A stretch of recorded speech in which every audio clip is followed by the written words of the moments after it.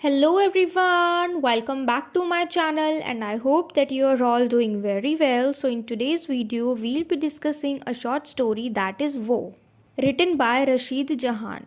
तो इस वीडियो में हम शॉर्ट स्टोरी को डिस्कस करने वाले हैं जिसका टाइटल है वो। ठीक है, और इंग्लिश में अगर हम बात करें तो इसको हम कहेंगे दैट वन। तो इस शॉर्ट स्टोरी की राइटर है रशीद जहान।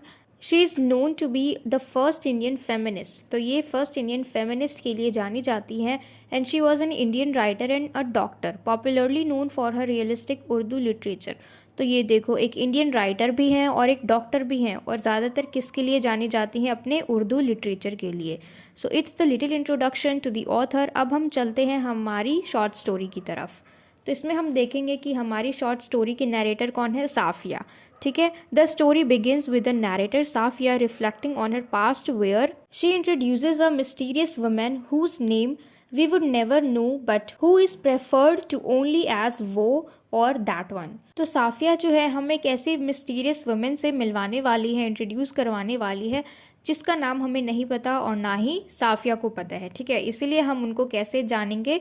वो के नाम से, क्योंकि हमें किसी का नाम नहीं पता तो हम सिंपली बोल देते हैं वो लड़की या वो लड़का, तो इसलिए हम इसको बोलेंगे वो। और इस मिस्टीरियस वुमेन की मुलाकात साफिया से कब होती है? जब ये हॉस्पिटल में जाती है ट्रीटमेंट के लिए, अपनी दवाई लेने के लिए। ठीक है, there is apparently something wrong with the women as the other women present in the hospital turn their faces away from her. तो ये जो वुमेन है, मिस्टीरियस वुमेन जिनका नाम हमें नहीं पता, उनके अंदर ज़रूर ही कुछ समथिंग रॉन्ग, यानी कुछ तो है गलत, क्योंकि जो आसपास की जो भी औरतें हैं, जो भी महिलाएं हैं, वो उसको देख के, उसकी शक्ल को देख के खुद ही अपना फेस घुमा लेते हैं। ठीक है, यानी उसको देखना नहीं चाहते, उसको अवॉइड करते हैं। Even the doctor feels disgust seeing हर। बल्कि जो डॉक्टर है, डॉक्टर तक भी उनको देख के डिस्गस्ट फील करते हैं, यानी उनको भी इस औरत को देख के, इस वुमेन को देख के अच्छा नहीं लगता। As Safia mentions that she also felt repulsed by her looks, but instead of averting her eyes or shutting her off, she looked at her and passed a smile. तो देखो, सबको उस औरत को देख के घिन आ रही थी। जो डॉक्टर है उनको भी बहुत अजीब सा लग रहा था, उसको देख के घिन आ रही थी। और देखो, साफिया जो है, जब इसकी नज़र पड़ी तो इसको भी मन किया कि ये भी मुड़ जाए, अपना मुंह फेर ले, लेकिन इससे ऐसा नहीं किया गया। बल्कि इसने क्या किया? उसकी तरफ देखा और एक स्माइल पास कर दी। ठीक है, उनको देख के, मतलब उस मिस्टीरियस वुमेन को देख के इसने स्माइल कर दिया। क्योंकि सारे उस मिस्टीरियस वुमेन को इग्नोर कर रहे थे, उसको अवॉइड कर रहे थे, तो इसलिए साफिया ने ऐसा करना अच्छा नहीं समझा, तो उसने स्माइल पास कर दी। लेकिन उसे ये नहीं पता था कि क्या वो औरत जो है वो भी उसे देख के दोबारा से स्माइल करेगी। द नरेटर यानी Safia describes that she had no nose, two raw gaping holes stood in its place. Safia हमें बताती है कि वो कैसी थी दिखने में, उसका अपीयरेंस, कि शी हैड नो नोज यानी उसकी नाक नहीं थी, बस वहाँ पे दो होल्स थे। ठीक है, गैप पे, मतलब थोड़ी दूरी पे, जैसे हमारी नाक होती है तो इसी तरीके से, पर उसका प्रॉपर नाक नहीं था, सिर्फ उसके दो होल्स दिख रहे थे। She had also lost one of her eyes, और उसकी आंखें नहीं थी, एक आंख नहीं थी। To see with the other she had to turn her whole neck around, यानी एक तरफ की आंख थी और दूसरे साइड की नहीं थी, और अगर जिस तरफ मान लो उसकी आंख नहीं है और उसे उसी तरफ देखना है तो उसके लिए इसे पूरा घूमना पड़ता था।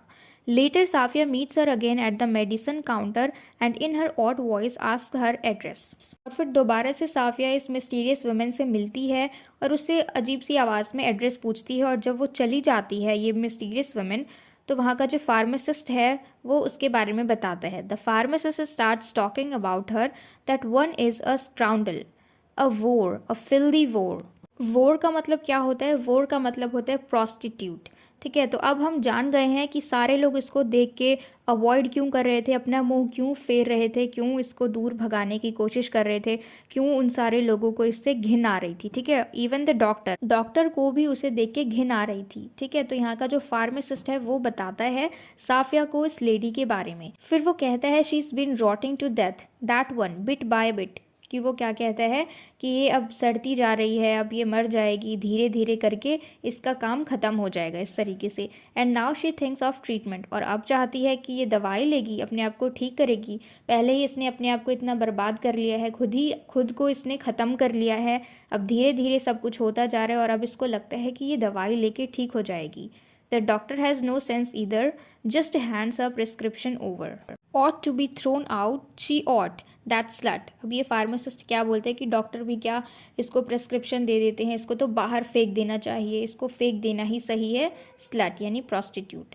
The pharmacist spills the beans that the woman is a prostitute and is suffering from some serious disease, most likely a venereal disease that has taken away one of her eyes and has also disfigured her face. Pharmacist जो है उसकी सारी पोल खोल देता है क्योंकि साफिया को नहीं मालूम कि वो कौन थी, जो मिस्टीरियस लेडी है वो कौन थी, उसका नाम क्या है. अब हमें मालूम पड़ गया कि वो मिस्टीरियस वुमेन जो है वो कौन है, वो प्रोस्टिट्यूट है. ठीक है.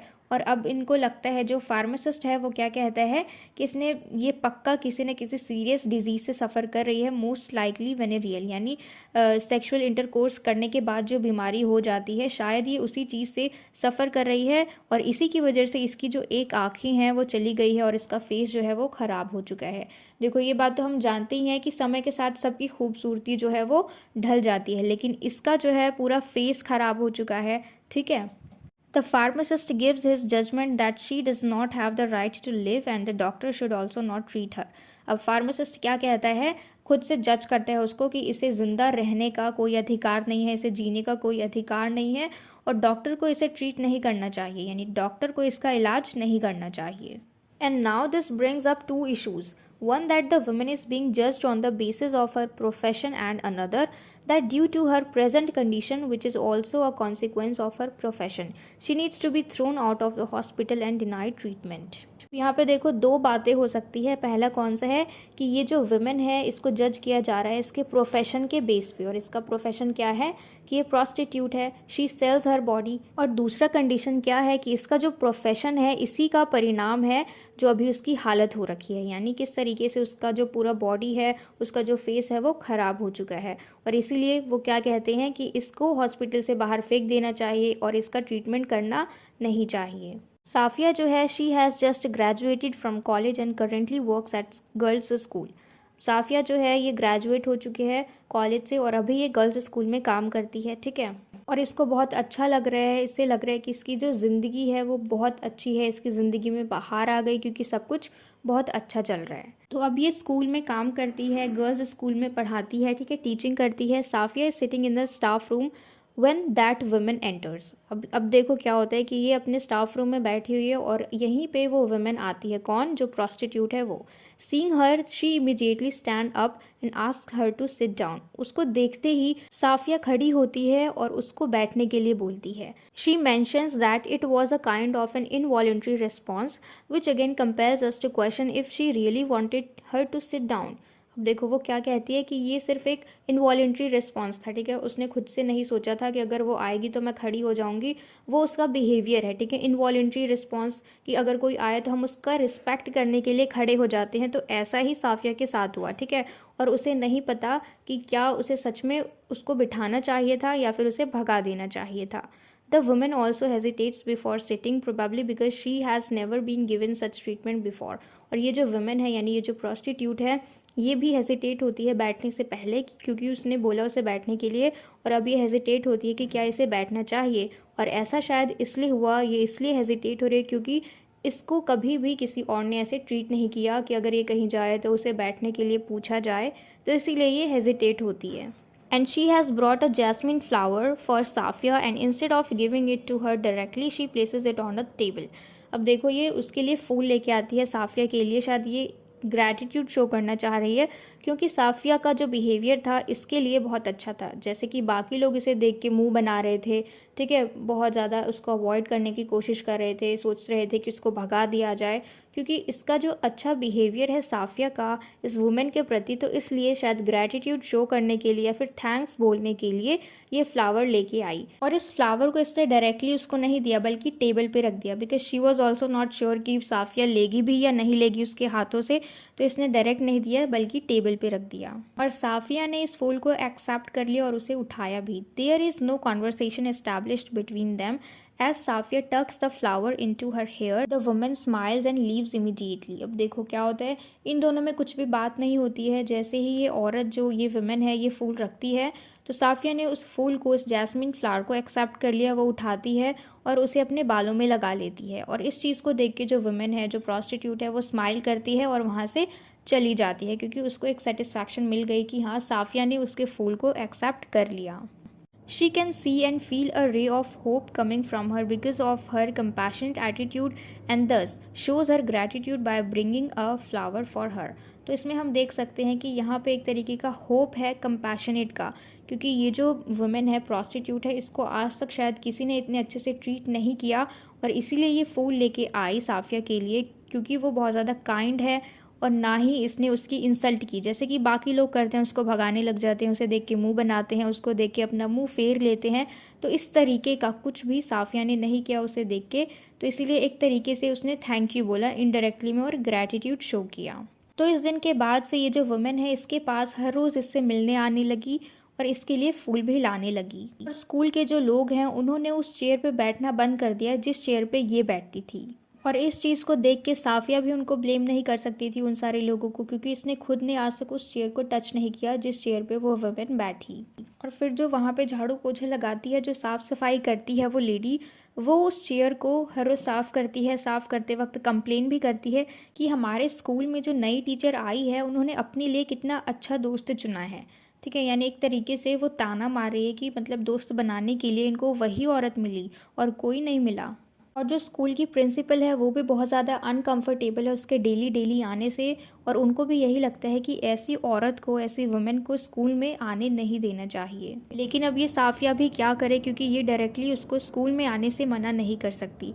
अब देखो ये जो वो है, यानी दैट वन जो प्रॉस्टिट्यूट है, वो अब हर रोज़ स्कूल में आने लगी और जैसे वो पहले रुकती थी उससे ज़्यादा देर तक रुकने लगी। वो चेयर पे बैठ के नैरेटर को देखती रहती है और इन दोनों के बीच में कोई बात नहीं होती। कभी कभी साफिया भी उसको देखती है और सोचती है कि वो क्या सोच रही है और क्या सोच सोच के मुझे देख रही है, पर उसकी हिम्मत नहीं हुई कभी भी उस वुमेन से पूछने की। ठीक है, when ever the women enters the staff room other teachers leave the room immediately. अब जैसे ही ये वुमेन अंदर आती है स्टाफ रूम के, बाकी सारे टीचर्स उस स्टाफ रूम से बाहर निकल के चले जाते हैं। ये जो प्रॉस्टिट्यूट है जिस तरीके से देखती है, उसका देखना साफिया को बहुत ज़्यादा अनकंफर्टेबल करता है। ठीक है, and she wonders if she couldn't see that everyone else despises her and if she knows then why does she come to visit the school every day. Safia thinks of asking her not to come to the school, but all she can say is please sit down. अब देखो साफिया जो है उसे देख के सोचती है, और वो सोचती है कि क्या इसको दिखता नहीं है कि सारे लोग इससे घृणा करते हैं, इससे नफरत करते हैं। ये जैसे ही अंदर आती है तो बाकी सारे लोग उठ के चले जाते हैं। ये बात साफिया हर रोज़ सोचती है। ठीक है, और सोचती है कि क्यों ना मैं इससे पूछूं, लेकिन जब भी वो अंदर आती है तो सिर्फ ये एक ही चीज़ कहती है कि प्लीज़ सिट डाउन। ये सिर्फ उसको बैठने के लिए कहती है और कुछ भी नहीं कह पाती। Safia has thousands of questions like why does she stare at me like this, who is she, what had she been, where did she come from, how had she become like this, what does she feel when she comes to the school, pain or relief। तो ये सारे questions इसके दिमाग में चलते हैं कि ये मुझे ऐसे क्यों देखती है, ये कौन है और ये ऐसे क्यों है, ये कहाँ से आती है और अभी जो इसकी हालत है ये क्यों हो रखी है ऐसे, और वो मुझे देख के क्या फ़ील करती है, वो स्कूल में आने के बाद कैसा फ़ील करती है, पेन और रिलीफ, दर्द या सुकून। ठीक है, तो ये सारे क्वेश्चंस है अभी साफिया के मन में। Safia is curious to know what her story is like but never dares to ask. Safia जो है ये बहुत ज़्यादा क्यूरियस है उसे पूछने के लिए कि उसकी क्या कहानी है, लेकिन आज तक उसकी कभी हिम्मत नहीं हुई कि वो पूछे। अब एक दिन देखो स्कूल में क्या होता है। जब ये प्रॉस्टिट्यूट जो है ये स्कूल ख़त्म होने के बाद जब ये वापस जाने लग जाती है तो ये अपनी नाक साफ़ करती है और फिर उसी उंगली को दीवार पे पोंछने लग जाती है, और इसी चीज़ को वो ओल्ड स्वीपर देख लेती है, यानी जो साफ़ सफाई करती है, जो पोछा मारती है स्कूल में, उसका नाम है नसीबान। तो वो जैसे ही इस चीज़ को देखती है वो अपना काम छोड़ती है और उसको स्लेट उठा के मारती है। ठीक है, मतलब जिस हाथ से उसने दीवार को गंदा किया वो उसी हाथ पे उसको स्लेट उठा के मारती है। स्लेट जो लिखते हैं ना बच्चे, छोटे बच्चे चौक से और फिर मिटाते हैं फिर लिखते हैं, तो उसको कहते हैं, और ये उसी को उठा के उसके हाथों पे मारती है। And she forgets that she is in school and starts cursing her. और वो भूल जाती है कि ये लोग स्कूल में हैं और वो उसे कर्स करना शुरू कर देती है, बुरा भला बोलना शुरू कर देती है। और ये जो ओल्ड स्वीपर है इस प्रॉस्टिट्यूट को बहुत ज़्यादा पीटने लग जाती है, उसको मारने लग जाती है बुरी तरीके से। और जैसे ही साफिया ये चीज़ देखती है वो भाग के आती है और इन दोनों की लड़ाई छुड़वाती है और ये चिल्लाती है उसके ऊपर और कहती है कि इस तरीके से भी कोई मारता है किसी को, इतनी बुरी तरीके से।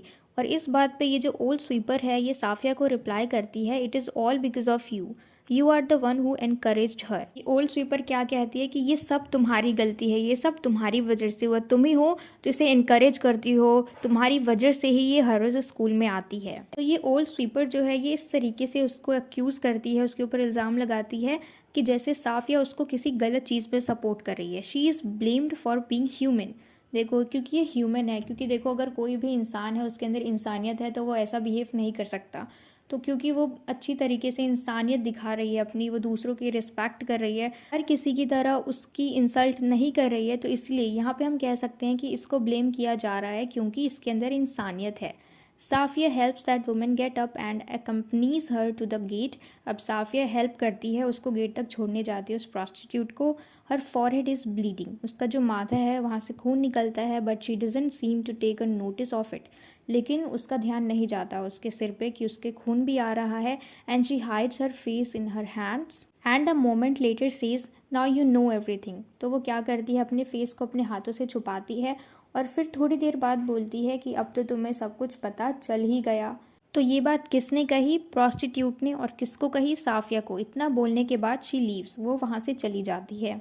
तो ये प्रॉस्टिट्यूट जो है, ये वुमेन जो है, इसको हमेशा से ही मालूम था कि साफिया के मन में काफ़ी सारे सवाल हैं उसको लेके, लेकिन आज तक इस प्रॉस्टिट्यूट ने भी कुछ नहीं कहा कि क्या तुम मुझे जानना चाहती हो, और ना ही उसको अपने बारे में कुछ भी बताया। और जिस तरीके से उसने साफिया को बोला नाउ यू नो एवरीथिंग, कि अब तो तुम्हें पता चल गया ना कि लोग मेरे साथ कैसा व्यवहार करते हैं, ये बात कहने का उसका ये मतलब था कि she has been an outcast and has been enduring insult and violence at the hands of numerous people for a long time. कि ये चीज़ उसके साथ हमेशा से ही होती आ रही है, जो वायलेंस है, उसकी मार पिटाई, उसकी बेइज्जती, इन सारी चीज़ों को वो काफ़ी लंबे समय से बर्दाश्त करती आ रही है। And she is stigmatised and marginalised by society and never has the courage to tell her side of the story. तो इसको समाज में एक धब्बा माना जाता है, इसको लेस इम्पॉर्टेंट माना जाता है, लोग इसको पूरे समाज से अलग समझते हैं। वो बस यही मौका ढूंढते रहते हैं कि किस तरीके से इसे आउटकास्ट कर दिया जाए, किस तरीके से इसे मार दिया जाए। और वो हमेशा इसको कर्ज करते रहते हैं कि अब क्या दवाई लेने आई है, खुद तो इसने खुद को बर्बाद कर दिया और अब ये सोचती है कि ये दवाई से ठीक हो जाएगी। तो इस तरीके की बातें उसके आसपास के लोग करते हैं, और ऐसा भी नहीं है कि छुप के करते हैं, उसके मुंह पे ये सारी बातें बोलते हैं और सब लोग इसको अवॉइड करते हैं, जैसे मानो क्या देख लिया हो, कितनी बुरी चीज़ देख ली हो, और उसको ऐसा फील करवाते हैं कि वो सबसे अलग है, सबसे बुरी है, सबसे नीच है। ठीक है, तो इसमें हम देखेंगे कि जो हमारी ऑथर हैं रशीद जहान, वो हमें क्या बताना चाहती हैं इसके थ्रू, कि जो भी इंसान डिसेबल्ड है उसको हम कैसे नज़रिए से देखते हैं। हमारा नज़रिया उनको देखने के लिए बिल्कुल अलग हो जाता है, बिल्कुल नेगेटिव हो जाता है, हम उनको खुद से नीचा समझने लग जाते हैं। तो सबसे पहले हम इसमें देखें कि डिसेबिलिटी, क्योंकि उसकी आंखें नहीं थी, उसका जो फेस है वो पूरी ठीक तरीके से नहीं था, मतलब पहले था, फिर धीरे धीरे वो डिटीरियोरेटेड होता गया उसका फेस, यानी धीरे धीरे ख़राब होता चला गया। फिर उसके बाद वो डॉक्टर के पास गई। उसके अलावा उसका जो प्रोफेशन था, शी सेल्स हर बॉडी, यानी वो प्रॉस्टिट्यूट थी। तो इसलिए जो समाज के लोग हैं उसको बिल्कुल भी पसंद नहीं करते, वो चाहते हैं कि किसी भी तरीके से वो निकल जाए, उनसे दूर हो जाए। तो इस वीडियो में सिर्फ इतना ही, और मुझे पूरी उम्मीद है कि आपको ये पूरी शॉर्ट स्टोरी अच्छे से समझ में आई हो। And if so, then please let me know in the comment box if you like this video, and share it with your friends as well so that they can get help from it. And don't forget to subscribe my channel. Until we meet in the next video, keep learning.